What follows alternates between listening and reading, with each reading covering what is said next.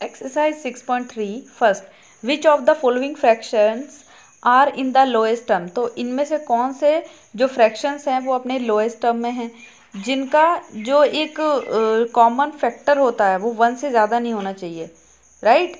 तो जब numerator and denominator दोनों का जो कॉमन फैक्टर होगा 1 होगा, इट मीन्स कि वो अपने लोएस्ट टर्म में है। अंडरस्टूड।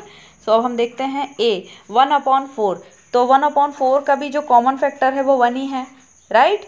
1 का 1 ही है और 4 का भी 1 ही कॉमन फैक्टर है यहाँ पे। सो हम यहाँ पे ये है, तो हम यहाँ पे इसको क्या करेंगे, 1/4 इज द आंसर यहाँ पे। हाँ 1/4 है। After that we are coming on B. So 2/8। तो 2/8 का जो फैक्टर है, तो कौन कौन से फैक्टर हो सकते हैं इसके, 2 के और 8 के। तो 2 का और 8 का तो कॉमन फैक्टर 1 भी है। 1 तो सभी नंबर्स का फैक्टर होता है ना, तो 1 तो है ही। इसके अलावा 2 भी है, राइट। सो जब 1 भी हो गया 2 भी हो गया, तब तो ये नॉर्मल नहीं रहा, मतलब इसमें सिर्फ और सिर्फ 1 का तो फैक्टर नहीं है, इसमें 2 भी है, तो ये नहीं है लोएस्ट टर्म। अंडरस्टूड। क्योंकि 2 के टेबल में 8 भी आ रहा है और दोनों नंबर कट रहे हैं, तो ये नहीं है, लोएस्ट टर्म में नहीं है, तो इसको नहीं लेंगे। सी 5 and 15, 5/15। तो 5 के टेबल में 15 भी आता है, राइट। और इनका जो एक कॉमन फैक्टर होगा वो 1 होगा और 5 होगा, तो इसके भी 2 फैक्टर हो गए। इसका मतलब कि ये भी लोएस्ट टर्म नहीं है। ओके, कॉमन फैक्टर सिर्फ 1 ही होना चाहिए, 1 के अलावा अगर कोई दूसरा नंबर हुआ तो वो लोएस्ट टर्म में नहीं आएगा। डी 1/2। तो 1/2 में जो एक इनका कॉमन नंबर है वो 1 है, और इसके अलावा इनका कोई दूसरा कॉमन फैक्टर नहीं है, राइट। सिर्फ 1 ही है, एक कॉमन फैक्टर 1 ही है, इसके अलावा नहीं है, तो इसका मतलब कि डी है, तो डी भी आंसर में आ जाएगा। ई तो 9/11। तो ये तो एक दूसरे से कट भी नहीं रहे हैं, राइट, डिवाइड नहीं हो रहे हैं। इसके अलावा इनका जो कॉमन फैक्टर है यहाँ पर वो है, इनका कॉमन फैक्टर 1 ही है, तो ई भी आ जाएगा आपका आंसर में। 9/11 भी है एक लोएस्ट टर्म में। Understood. After that we are coming on second, reduce to lowest term. तो अब आपको रिड्यूस करना है लोएस्ट टर्म को 20/40। तो अब हमें 20/40 में क्या करना है, इसको कट करना है। तो कौन से कॉमन नंबर से ये कट सकता है, तो 20 के टेबल में भी आता है 40, राइट। सो 21 ज़ा 20, 22 ज़ा 40, सो 1/2 आ गया इनका आंसर।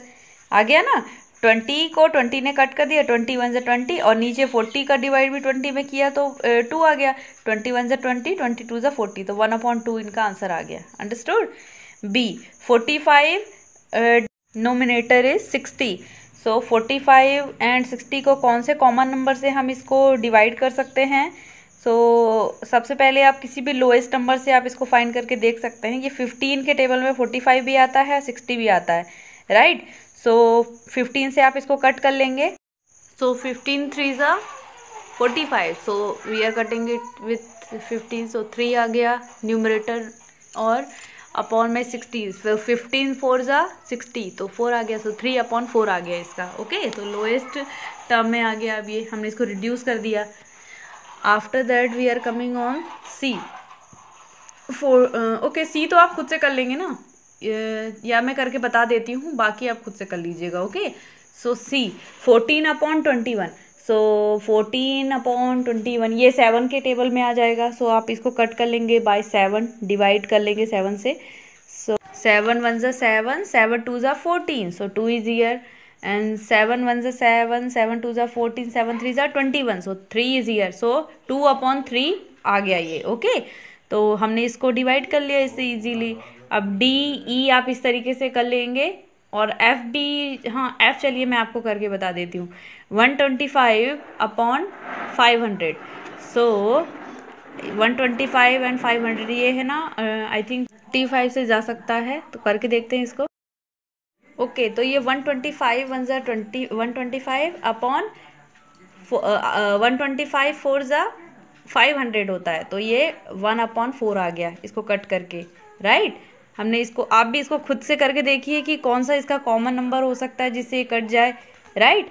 सो यहाँ पर हमने इसको जब कट करके देखा तो हमें पता चला 125 से ही ये डायरेक्ट कट रहा है। सो 125 1 ज़ा 125 आ गया, एंड 125 4 ज़ा 500 होता है, तो ये 1/4 आ गया। ओके, और ये सिंपलेस्ट फॉर्म में भी है इसके, 1/4। अंडरस्टूड।